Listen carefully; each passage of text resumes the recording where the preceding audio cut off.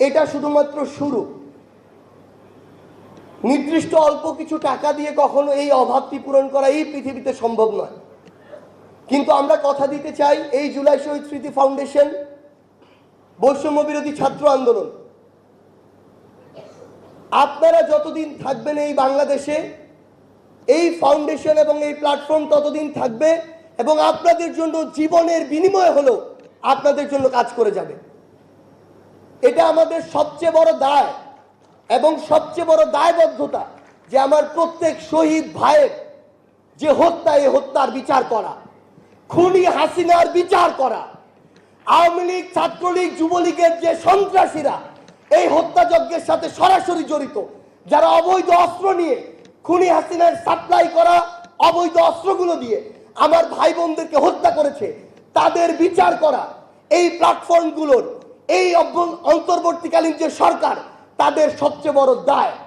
যদি এটা তারা তাদের জায়গা থেকে করে যেতে না পারে, এটাই তাদের সীমাবদ্ধতার এবং ব্যর্থতার সবচেয়ে বড় প্যারামিটার হবে।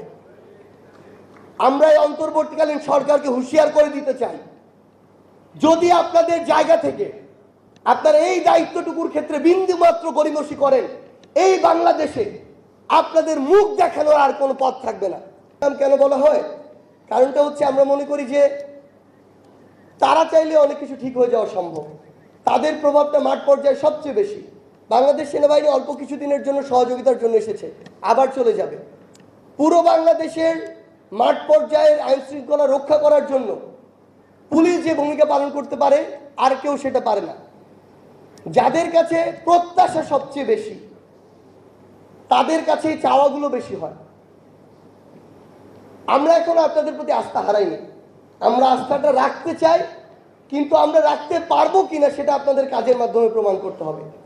আমরা চাই আমাদের শহীদ পরিবার যারা রয়েছেন, সেন্টার একটা জায়গা থেকে তাদের দায়িত্ব নেওয়াটা খুব টাফ, আমরা তাও চেষ্টা করছি। কিন্তু প্রত্যেক জেলা পর্যায়ে যদি প্রত্যেক জেলার যারা আমাদের শহীদ পরিবার রয়েছেন, আহত যোদ্ধারা রয়েছেন, জেলা প্রশাসন এবং পুলিশ সহ অন্যান্য স্টেক হোল্ডাররা মিলে যদি তাদের দায়িত্ব আমরা ভাগ করে নেই, আমাদের জন্য সহজ হয়ে যায়। তাদের জন্য যদি আমরা তাদের যোগ্যতা অনুযায়ী শহীদ পরিবার থেকে একজন করে হলো চাকরির ব্যবস্থা করি, আমাদের দায়িত্বগুলো সহজ হয়ে যায়। আমরা আপনাদেরকে অনুরোধ করব, আপনারা কাজের মধ্য দিয়ে আপনাদের পাশে থাকবেন এবং আমরা শুধু আপনাদেরকে কথা দিতে চাই, জীবনের বিনিময় হলেও এই অভ্যুত্থানের স্পিরিট রক্ষা করার জন্য আমরা আমাদের সর্বোচ্চ চেষ্টা করব। আপনাদের সাথে দেখা হবে রাজপথের কোনো সংগ্রামে।